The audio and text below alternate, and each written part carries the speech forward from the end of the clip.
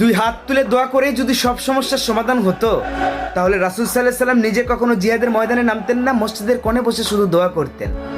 কাবা শরীফের ইমাম সহ মুসল্লিরা ফিলিস্তিনের জন্য দোয়া করেছে, আলহামদুলিল্লাহ, অনেক ভালো কথা।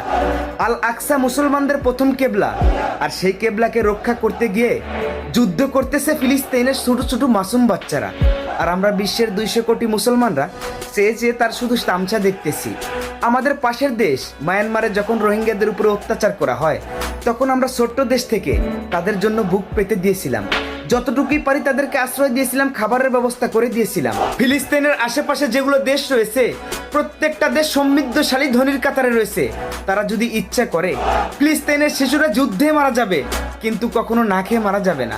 মনে রেখো হে ফিলিস্তিনের আশেপাশে দেশগুলা, আজকে যে ফিলিস্তিনের শিশুগুলো না খেয়ে মরে যাচ্ছে, কিয়ামতের ময়দানে ইনশাল্লাহ তারা জান্নাতের খাবার খাবে, আর তোমরা শুধু চেয়ে চেয়ে দেখবে আর আফসোস করবে।